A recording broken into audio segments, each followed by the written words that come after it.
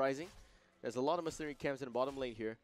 But myRevenge should be a rotation-heavy kind of a hero, and Uther should be following him for that. But they have 3 members of the top lane. That's the main reason why they have to address the top lane with two members, maybe the Kel'Thas and the Uther.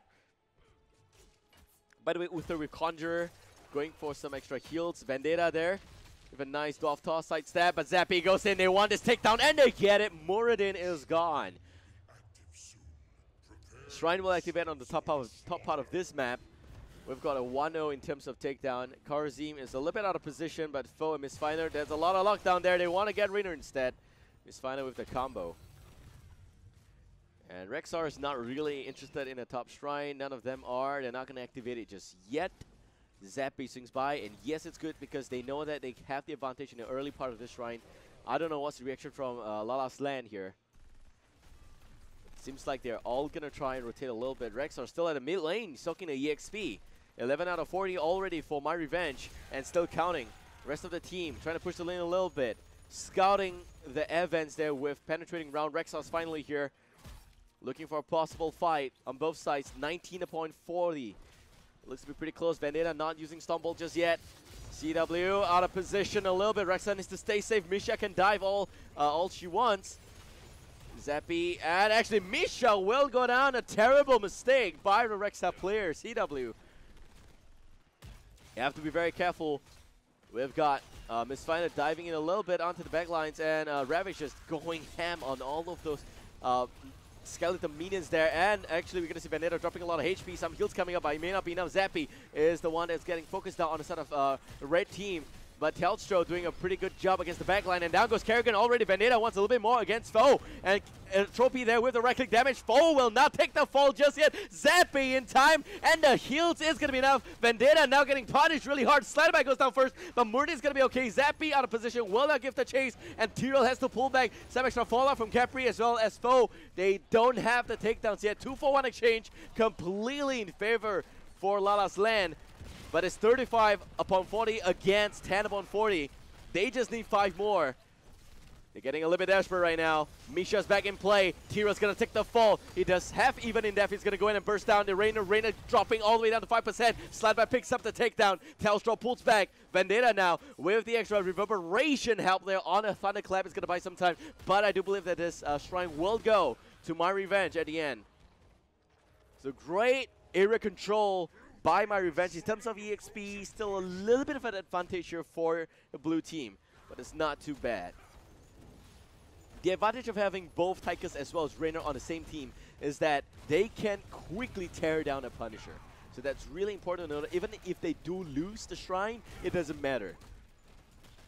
The only question here is that going to be a stack? Yes, and wow, a lot of damage against the red team. But in terms of EXP, they look to be pretty okay. Now the real question is, the rest of myRevenge were not pushing there with the Punisher. They were going for the siege camp. So what advantage will they walk out of that shrine? That's the question. It seems like they're not going to get any lead, in fact. Just a siege camp, just a distraction. A trophy is going to be here. I think that the tower is going to drop down to just about 20%, but will not go down completely. In terms of big 5v5 team fights, I think this will be a pretty interesting game to watch. Level 7 both sides. Let's look at some talents here. Thunderburn, Reverberation, Seasoned Marksman, Focus Attack, as well as Piercing Bolt for Muradin. You're looking at also a very interesting talent, Fight or Flight. But this has increased sustainability. I don't think that most Arena go for this. They normally go for increased movement speed on Inspire. And that's interesting to see. Transcendence, Protective Shield, Cleanse. They want to get Cleanse up because they've got a lot of lockdown on the side of myRevenge, so that's important to note. Armor Piercing rounds, Melting Point, First Aid, again, more of a sustained build for Tychus. A very good hybrid between Melting Point as well as Armor Piercing rounds, so that it doesn't go full on into Armor Piercing, into Overkill. This basically allows the team to push a little bit better against structures for wave clear. And if you realize that's been a primary weakness of the team there, you also will see taking flight, so that's good. It clears, it basically returns mana. This increased range and aspect of the beast is really important. Teams are no longer going for the pure wave clear mechanic there on the Spirit Soup. Here we go, the combo on Telstra. Telstra dropping a lot of HP. Trophy now is the next in target and will also take the fall. CW a tad too slow. The healer is nowhere to be found. He is currently on break at Hawaii. We've got new wave of shrines coming out, and this wave looks like it's going towards myRevenge again. 2 seconds before Reina respawns. 15 seconds before the whole team can reach the shrine. In that moment, if the blue team goes for those Skeleton Meanest, I think they can get at least 25. Misha again goes down. Big mistake by CW. The micro is just not there. 10 seconds before Misha respawns. And Thunderclap to buy some time, but already we see more than 50% of the Scatter Minions going towards the blue team. Vendetta now trying to peel the enemy and create a bit of a frontline damage. Telstra takes the fall first, but the backline now in a lot of trouble. Misha respawn, but CW looking to go down. Rexor's gone. The Hunter is down as well, and that's it. Zappy going in all the way to charge against Vendetta. Vendetta has to pull back, and he will take the fall. 3 men down on the side of Lala's land, and myRevenge. With a second Punisher this time around, it is going to be a Mortar Punisher. This is a painful one. And they have to defend again. They don't even have heroics. Unfortunately, not able to talk about talents back then, so let's talk about it right now. On the blue team, Lingering Apparition, Hardened Bones. It's a sustaining build on the Leoric. You're looking at much of the Black King as well. He's going to be okay. He will have the extra utility and mobility to go in with the Lingering Apparition. Also, that helps him survive a little bit better. Atropy in a lot of trouble against the Punisher. Ooh, you don't want to be bombed by those mortars right there. And it seems like the bottom fort will still stand at the end, but Capricorn is a little bit of trouble. Venator's not able to secure the takedown. And on the other side, it's still going to be Cleanse, Divine Shield, standard Uther build, standard Tyrael build with Judgment instead of Sanctification, Maelstrom up. We've got Clean Kill, which basically restores 100% of the mana cost and the damage if it kills a target. You've got Battle Momentum, so this is basically ability damage. Mistfinder jumping in on CW Zappy with the body blocks, and he gets burned alive. Boom, baby. The target goes down. Here comes the Hyperion. Is it going to be enough? Fona pulling back. Judgment onto Telstra. Telstra does not have anything. Needs to pump Odin. Here comes Odin. Much of the Black King buying some time. Divine Pump not going to proc. Atropy needs to pull back, but he goes down first. Vendetta now with the Dwarf Toss pulling back out. 3 targets still alive up here on Lala's land, but 2 already gone. And now we just need to make sure that they don't commit a little bit too much. They need to make sure they play safe. Next Shrine is going to be up in just under 1 minute and 30 seconds.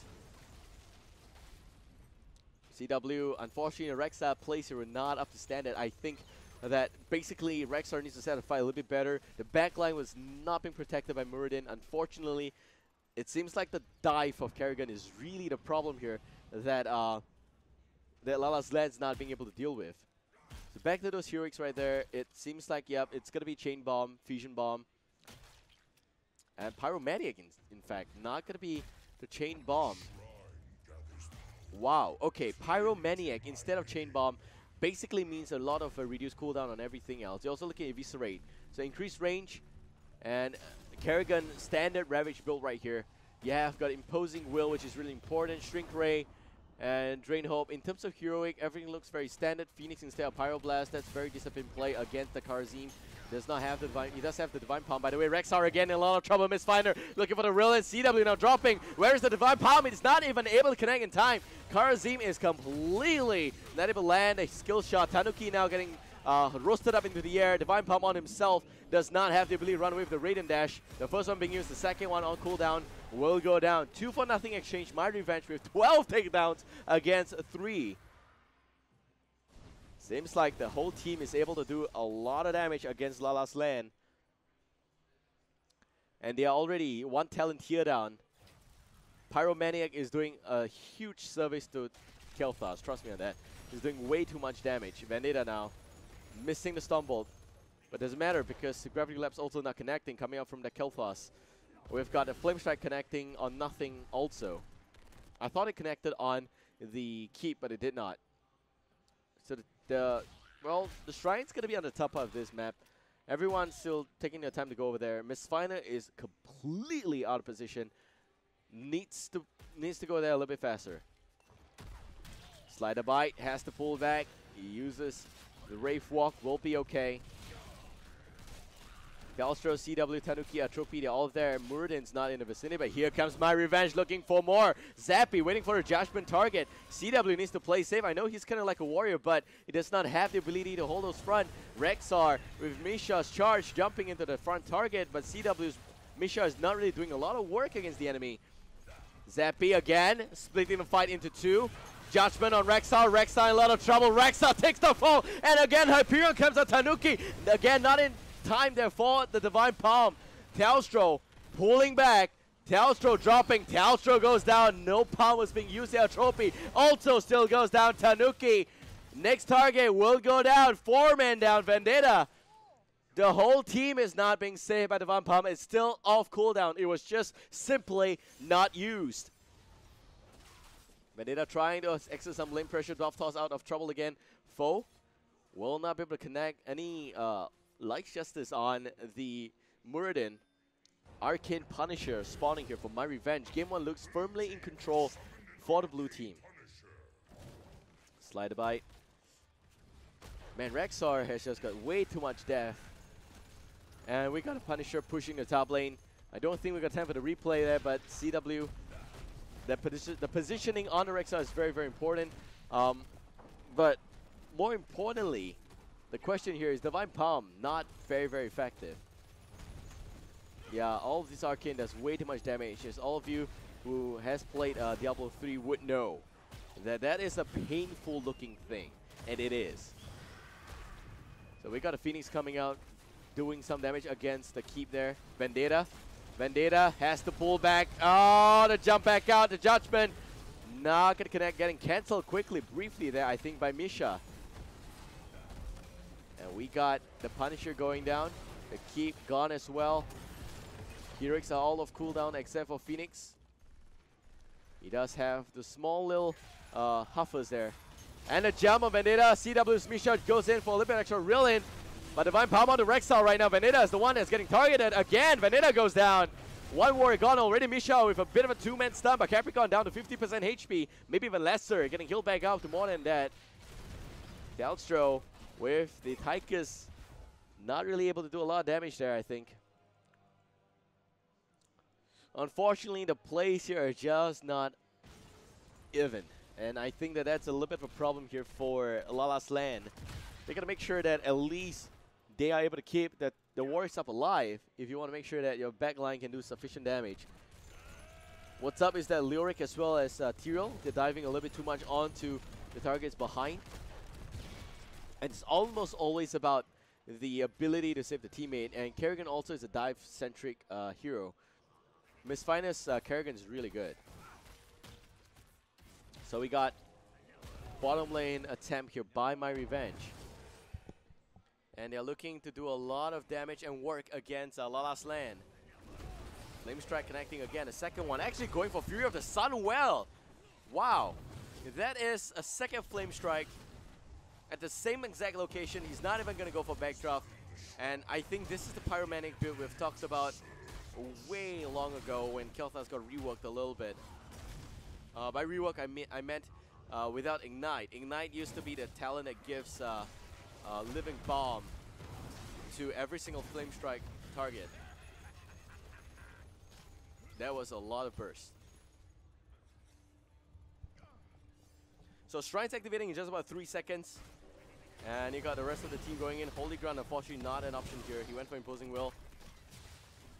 And Blood for Blood. So we got some of the good bros pushing the mid lane. Vendetta, Atrophy, CW, Misha again dropping Misha so early on before the fight even happened. Respawn of Misha will be up in just about, I think, a few seconds there. Maybe another 8 seconds. But the Shrine now getting challenged by myRevenge. Like I said, from the draw phase, the myRevenge has got a lot of good wave flip mechanics. It is a combination of everything. You've got Skeletal Swing, you've got Smite, you've got Eldraine Smite, all of which do a lot of work against the Skeletal Minion, so that's going to help them achieve the objective a lot better. Misha needs to pull back, Misha needs to pull back. Getting hunted by those hunters there, not exactly what you want to do. They are one talent down, and that's the Storm Talon, by the way. Level 20 against level 16. And the Mortar Punisher now will be pushing, plowing down the mid lane.